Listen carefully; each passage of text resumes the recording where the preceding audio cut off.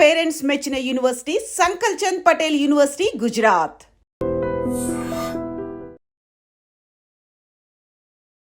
నమస్కారం, welcome to I dream. ధర్మ మార్గం విత్ విజిత కార్యక్రమానికి స్వాగతం.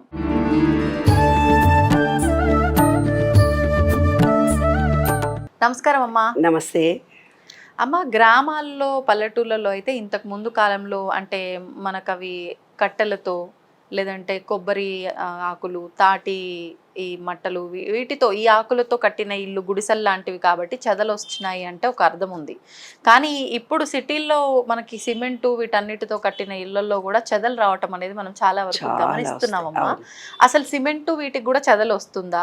మరి ఈ చెదలు రావటం కూడా నార్మల్గా మనం తీసి పారేయట్లేదు. కొంతమంది చెదలు రావటం అనేది లక్ష్మీదేవి రావటానికి సంకేతం అంటున్నారు, మరి కొంతమంది చెదలు రావటం మంచిది కాదు అంటున్నారు. అసలు నిజంగా ఈ చెదలు రావటాన్ని గురించి మనం ఇంతగా ఆలోచించాల్సిన అవసరం ఉందంటారా? ఏం లేదు నాన్న, ఈ విశ్వంలో ఉన్నటువంటి కొన్ని జీవాలకి మనకు లా ఆఫ్ వన్నెస్ అంటే విశ్వంలో కొన్ని జీవాలు ఉన్నాయి కదా, ఆ జీవాలు గనక చచ్చిపోతే మనిషి జీవనం లేదు తెలుసా. మనిషి జీవనం పూర్తిగా ఆ జీవాలు, అదే కరోనా అని కూడా మనం అనుకున్నాం కదా, అప్పుడు అనుభవించినప్పుడు జీవాలన్నీ చచ్చిపోతూ అవన్నీ మన మీద దాడి చేసినాయి అనుకున్నాం కదా. కాబట్టి ఒకదానికొకటి లింక్ ఉంటుంది. ఏంది, మన ఇంట్లో ఏదన్నా కుళ్ళిపోయిన ఆహార పదార్థం ఉందనుకో, పప్పు కూర చారు, అది మనం ఏం చేస్తాం, డస్ట్బిన్లో పడేస్తాం కాదు.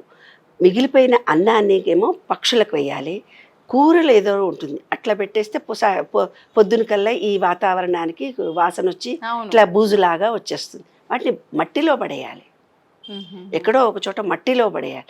మట్టిలో పడేస్తే ఆ చిన్న బూజు వచ్చిన దానికి ఇంకా చిన్న పురుగులు పుడతాయి మరునాటికి. ఆ పురుగులను తింటేందుకు ఇంకా పెద్ద పురుగులు వస్తాయి, ఆ పెద్ద పురుగులు తింటేందుకు పిట్టలు వస్తాయి, పిట్టలు తినగా ఇంకా పెద్ద పెద్ద పిట్టలు వస్తాయి. అంటే చైన్ రియాక్షన్ ఇదంతా.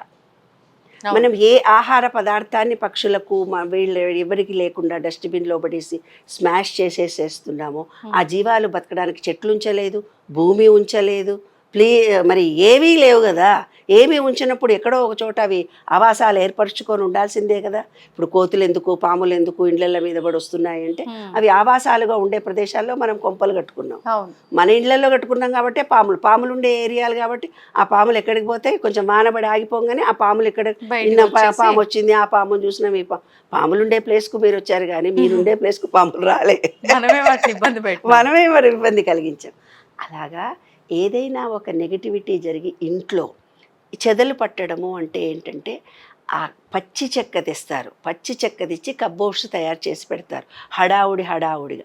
ఆ చెక్క ఆరిపోయి ఉండదు, పూర్తిగా డ్రై అయిపోయిన చెక్క పెడితే నీకు చెదలు రాదు.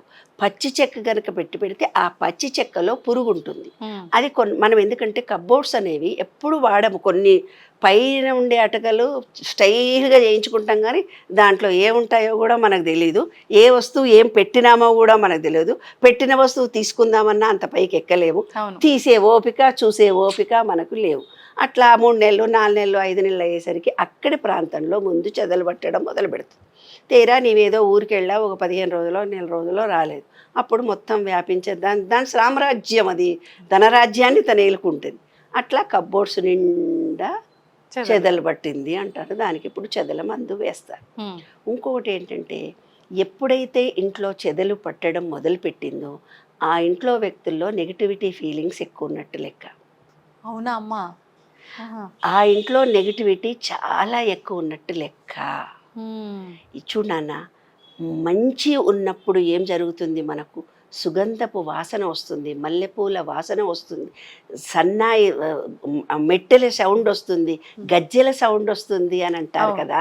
మరి ఎప్పుడైతే పురుగులు, బూచులు, బావులు, ఈ ఎలకలు, పాపం రావాల్సిన జీవులన్నీ మన ఇంట్లోకి వస్తుందంటే ఇంట్లో ఉన్నటువంటి వ్యక్తులు కేర్ నాటుగా ఉన్నారు, ఇంటి మీద శ్రద్ధ పెట్టలేదు అని అర్థం. శుభ్రత లేదు అంటే నెగిటివిటీ ఉన్నట్టు లెక్క. శ్రద్ధ లేదు అని అంటే వాళ్ళ ఇంట్లో ఒక అన్యోన్యత కానీ, ఒక అనురాగము, ప్రేమలు కానీ, ఒక మనిషే కష్టపడుతుంది అందరు సహాయ సహకారాలు అందించాలనే మనస్తత్వాలు వాళ్ళ ఇంట్లో ఎవరికి లేవు అని అర్థం. దానికి సూచననే ఇది. అంటే ఎవరో ఒకళ్ళ మీదనే ఆధారపడి, 3 పెళ్ళాము 2 ఇంకో ఆమె ఏం పట్టించుకోరు, వాళ్ళ డ్యూటీలు వాళ్ళు చేస్తుంటారు. పురుగు వచ్చింది చూసుకోపోయి ఏం చేస్తావు, సాయంత్రానికి ఎవరో మనం పంపిస్తాంలే అంటారు. అంటే శ్రద్ధ పెట్టడం లేదు ఇంట్లో ఉన్న వ్యక్తులందరూ. ఎప్పటి కాలంలో పాపం మా కాలంలో అయితే ముసలోళ్ళో ముడుగోళ్ళో పని లేని వాళ్ళు ఉంటుండే. అయ్యో ఈ కబ్బోర్డు ఆ కబ్బోర్డు తోచనప్పుడల్లా తీసి దీన్ని అక్కడ పెట్టేవాళ్ళు, దాన్ని ఇక్కడ పెట్టేవాళ్ళు. ఇప్పుడు భార్యాభర్తలు ఇద్దరే ఉంటారు. వాళ్ళు పొద్దున ఆఫీస్కి వెళ్ళి సాయంత్రం వచ్చి అలసిపోయి వచ్చి ఏ డబ్బాలో ఏముందో ఏమీ ఈ డబ్బాలో నేను పెట్టినంటే ఆయన ఇంకో డబ్బాలో పోసింటాడు, చక్కెర కనపడదు మనకి. కాబట్టి ఇప్పుడు ఉన్నటువంటి కాలమాన పరిస్థితులను అనుసరించి ప్రతిదాన్ని టచ్ చేసే అవకాశాలు లేకపోవడము, ఇంట్లో నెగిటివిటీ ఎక్కువ ఉండడము, అవగాహన రాహిత్యం ఉన్నప్పుడు ఇలాంటి బ్యాడ్ మనకు కనిపిస్తుంది.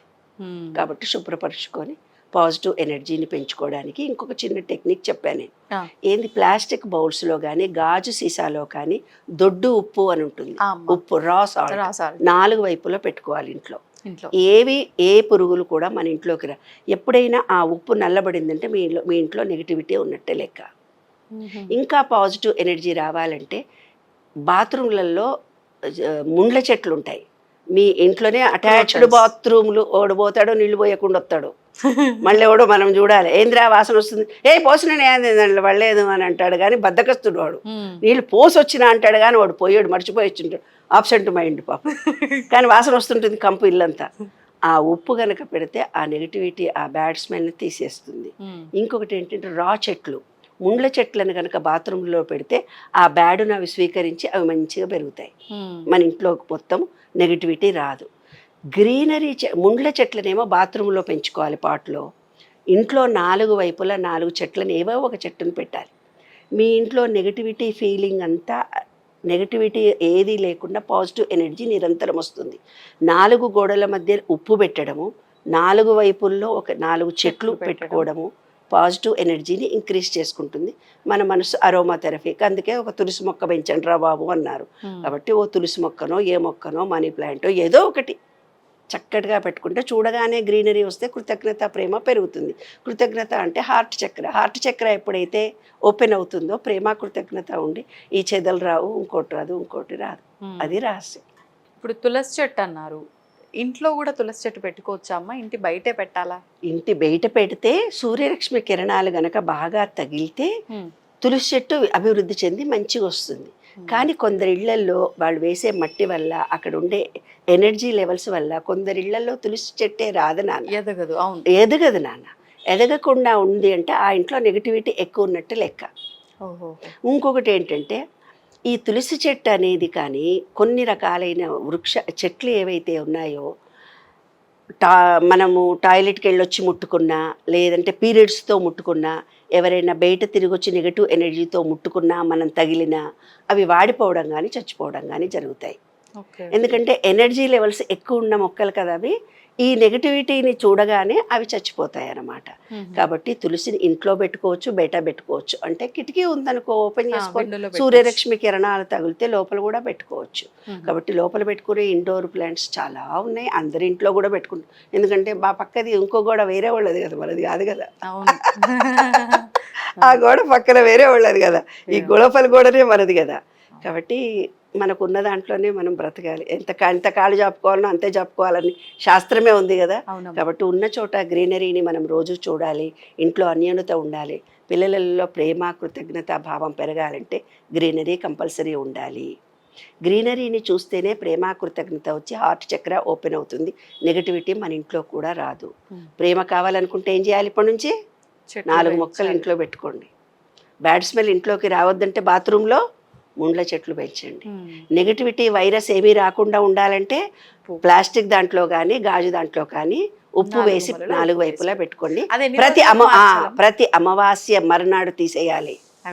అమావాస్య వరకు ఉంచి అమావాస్య మరునాడు అన్నీ తీసి పడేసి కడిగి మళ్ళీ కొత్త ఉప్పు పెట్టాలి. ప్రతి అమావాస్య వరకు ఉంచాలి. ఓకే, అది రహస్యం.